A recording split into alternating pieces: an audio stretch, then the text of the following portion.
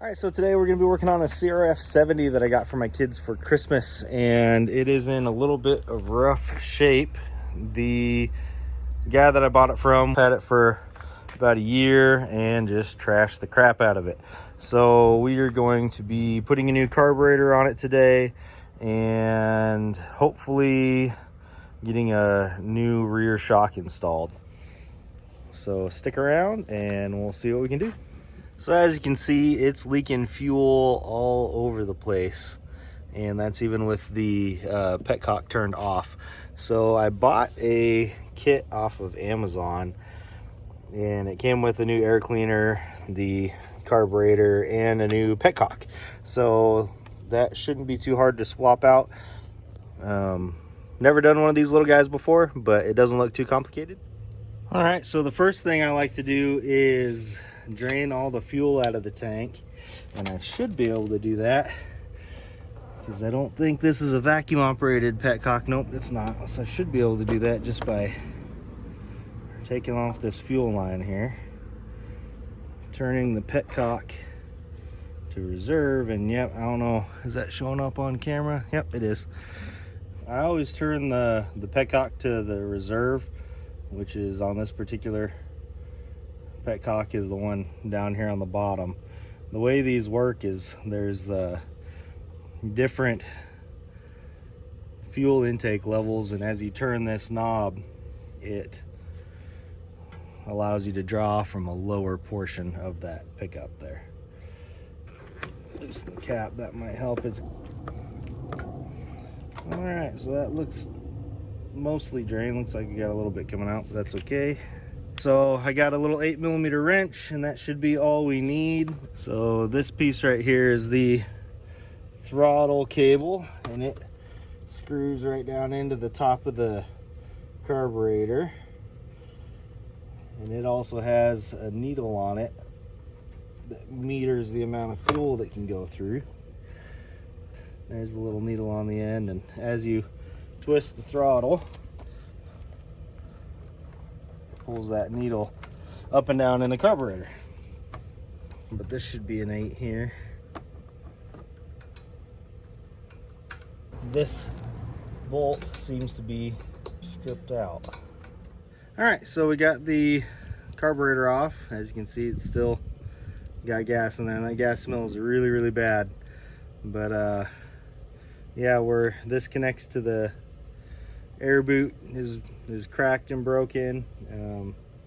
This little intake spacer is cracked and broken, so I gotta order a new spacer because I don't have one of those, but I can get this petcock changed out.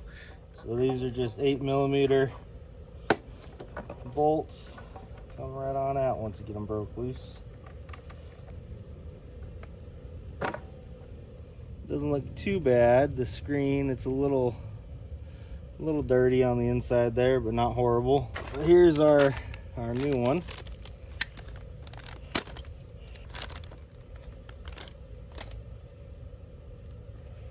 Don't ask me why. I always like to install them with the fuel off.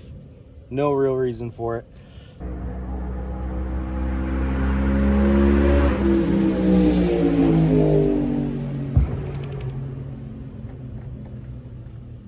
Someone's having more fun than me today.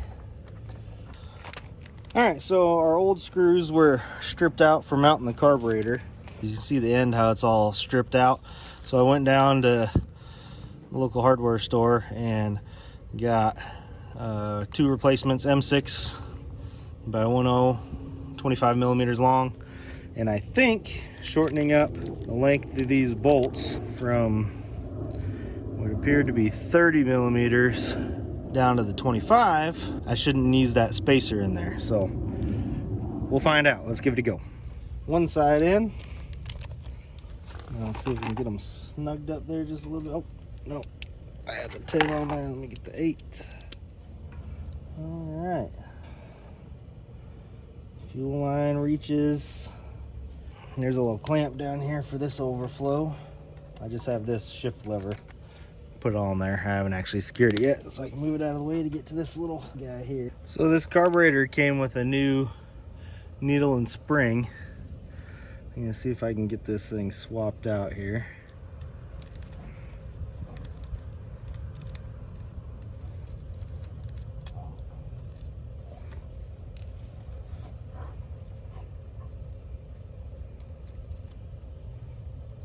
They're not too hard to swap out.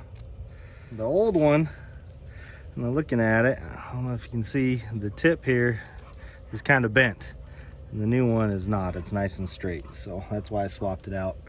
Reusing the spring though, because the spring still looks good. The kit did come with a new spring, but I'm not gonna use it. All right, so I'm gonna do a little test fire on it here. Before, I should have taken a video, but I didn't. But before, I had to kick and kick and kick on that thing a good 2 or 3 minutes before it would fire off. We'll see if it'll get any better now. Just a little bit in there, enough to make sure we're not leaking anywhere. Go ahead and turn the fuel reserve to, or the fuel to reserve. Give it a chance to drain down in and fill that float up. Turn the choke on. First hit. Definitely didn't do that before.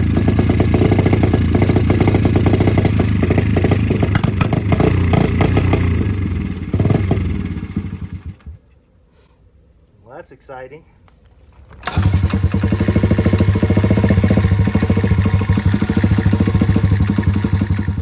So right here I realized that something's not right. It keeps dying when it's not supposed to. And it was a little ground wire that had wiggled loose. So I got it fixed. And now we're just putting the shift lever back on and we're gonna take it for a test ride.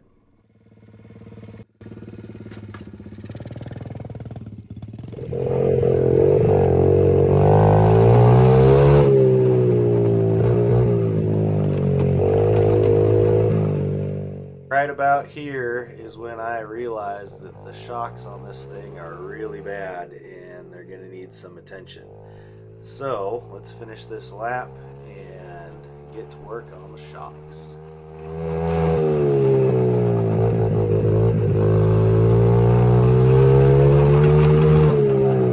All right, so we got the shock out. This is the shock that came out of it. As soon as I put any of my body weight on it, the thing just bottoms out. My kids don't weigh as much as I do, so it probably isn't gonna be as big a deal for them, but it's definitely wore out and needs to be replaced. So what I did is I bought this guy. I don't know if you can see the difference here, but it's significantly stouter than the original. The original is garbage. This guy, huge, beefy. I put it on, all my body weight couldn't even compress the thing 1/4 of an inch. So that is way, way, way too stiff. So I ordered this one. This is basically a stock replacement, which I thought this one was, but obviously not. So we're gonna throw this one in there, see if it works any better. All right, so the theory is it goes right back in the same way it came out. Stick the top in, everything lined up, put the bolt in, same thing on the bottom. There we go. Oh, that's much better. See that? That's what we want right there. That is not near as wore out as the one that came out of it. Awesome. That makes me happy. So I'm gonna put those bolts on and we'll move on to the next thing. All right, so the nut is a 17 millimeter and the bolt is a 14 millimeter.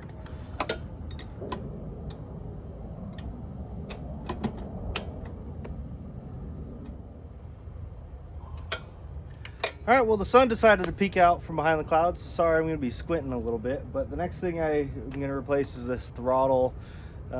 It's real loose and sloppy, and I just don't like the way that it is. The cable is so far stretched, I can't adjust it anymore or anything. I already got all the bolts broke loose, so all we gotta do is take it off and put the new one on.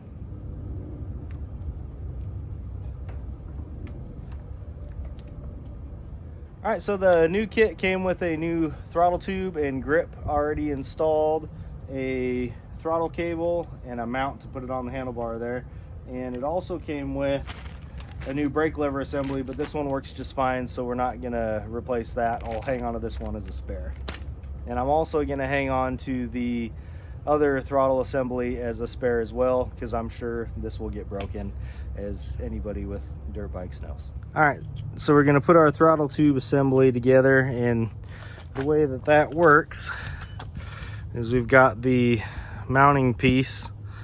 The cable gets threaded through there, comes up, and then this little retainer piece goes in there, and the cable goes into the throttle tube like that, and then you thread the cable.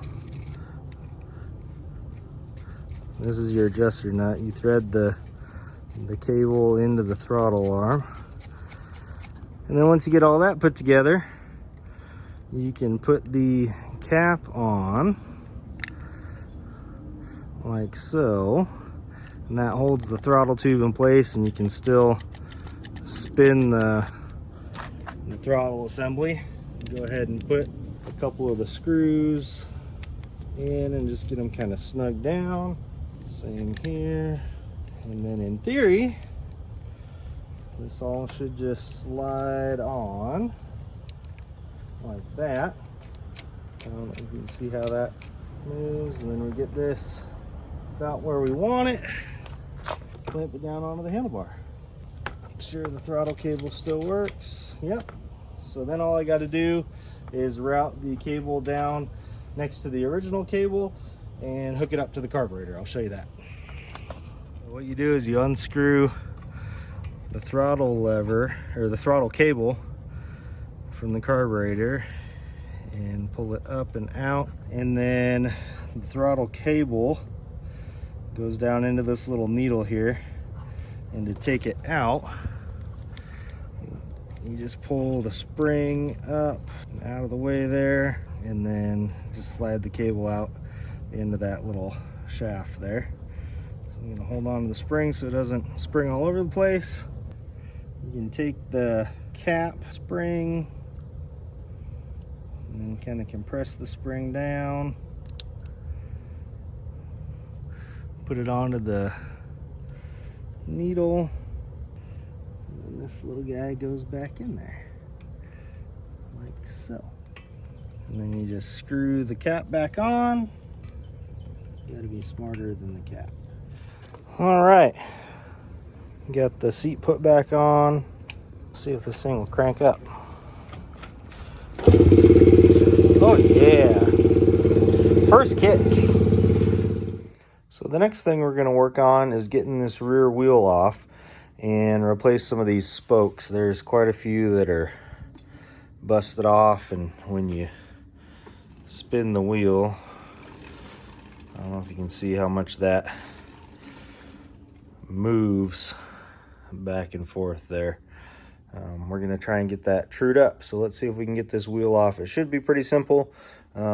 Looks like it's just take this little wing nut off back here holding the brake caliper on, and then just 2 bolts, and the whole assembly should slide right off.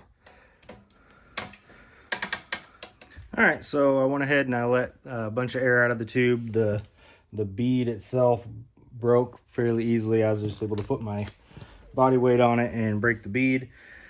I thought I had tire spoons, but I don't, so I'm gonna try and do this a little different. We'll see how it goes. All right, that was kind of rough.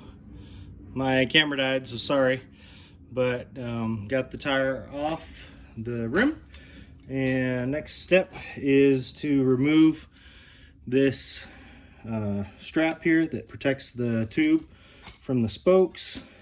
And then we've got all of our spokes here. So here's a busted spoke here we can take out. Alrighty, so we finally got the sprocket off. It was a pain in the butt. I ended up having to use a hacksaw to cut the nuts off of the back side, but we got it off.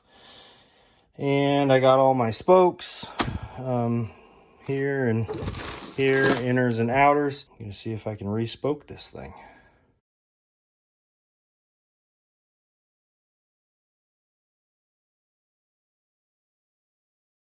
All right, so I got all the spokes out, and now I have the fun part of trying to figure out the layout for how these spokes go in. You have inner spokes, which are these guys here, and outer spokes, which are these guys here. So outside of the hub, inside of the hub. And the main difference is the elbow on the inner is shorter than the elbow on the outer. If I'm saying that correctly, I could have it backwards, but they only fit in one part of the hub. So, well, that camera angle kind of sucked. Sorry about that. I'm not sure if I'm gonna use that footage or not, but here's what we got. We've got 9 inner spokes laced up and 9 outer spokes laced up. And then I think my next step is to go ahead and do the bottom, but I'm going to just consult the manual and go from there. Well, apparently my phone freaked out and didn't finish recording any of the stuff I did on the rear wheel, but I did get it mounted and it is on the bike. I trued it up while it was on the bike here. I just used a screwdriver and ran a screwdriver in from both sides, and then as you spin the wheel you can see the rim go back and forth, and then you just tighten the spokes on the opposite side to get the rim to pull whichever way you want it to go. So sorry I lost the footage on that, but we are moving on to the front forks now. I've got the front fork on the left hand side already off of the bike here, and I am getting ready to take it apart. It's pretty simple. It's got a 8mm Allen head here. You can just use an impact gun to back that off, and then the oil should drain out, and then also you should be able to pull the I guess this is the piston. I'm not sure exactly what you would call this, but you can pull that out and then get the seal out once you do that. So I broke my tripod, so I'm going to try and rig something up for you guys to watch as it goes. Sorry if the camera angle is really bad, but we're going to see what we can do. All right, looks like you can kind of see what's going on here. Yeah, we're just going to take a, oh, I thought it was an 8mm. I guess it's not. Let me go get a different size. So it looks like it's a 6mm. Oh yeah, that wasn't too bad. All right, so get a little copper crush washer, and then the theory is oil should come out. Pretty cold out here this morning. I don't have any heat out here where I'm at, but it's attached to the house, so it's not as cold as it is outside. Yeah, I think the truck said it was 31 degrees this morning. There's not very much oil in there at all, so no wonder it's not coming out very fast, and it looks pretty nasty. So I know the fork seals were blown on this thing because the whole front of the motorcycle is just covered in fork oil. So yeah, I'm glad we're swapping this out. Well, I don't have very much brake cleaner left. This is my last can, it looks like, so I might have to make a run to the parts store. We'll see what we can do. As I'm sure you can tell, I don't have a proper bench, so I'm just doing this on top of my freezer.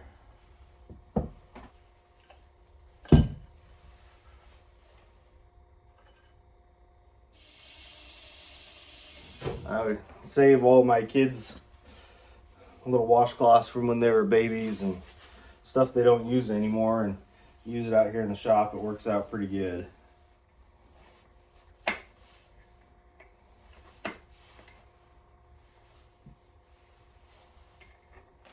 All right, so we got the fork seal out finally. That took me a little bit. I had to do it off camera. I beat it up pretty good, so that was a pain in the ass. I don't have a fork seal puller, but what I ended up using was a spanner wrench and hooking it in there and pulling it out that way. That was a pain. I recommend getting a fork seal puller. But I got everything kind of cleaned up, and now we're going to go ahead and start the reassembly. I've got a parts breakdown on my phone on how this thing goes back together.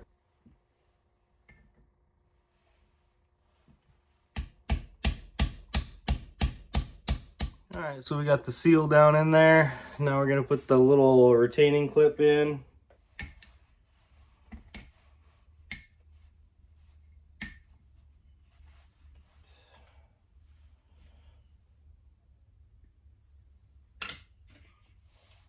Put our little brush washer back in there.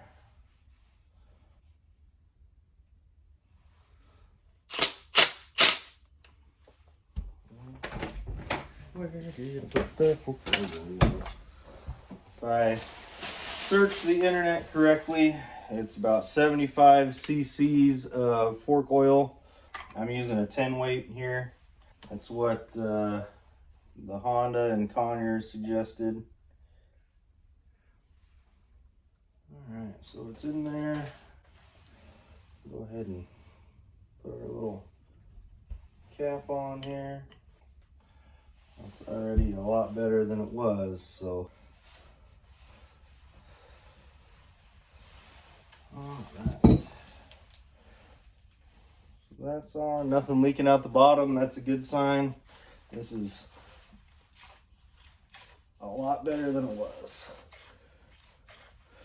Alright, so I don't see any fork oil coming out the top either, but I'm sure we'll ride around on it a little bit and see how it goes. So let me do the other one and we'll see if we can show you how to put it back on.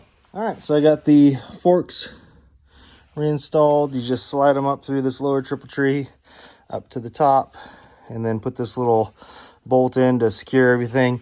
So we got the front forks on, the handlebars are reattached. Now I just need to put the left side crankcase cover back on. I ordered a new one because this one was broken. So we'll get that thrown back on and put the shifter on. And I think that's all I need to do to get this bad boy ready for the kids. Fuel on, choke on, for neutral.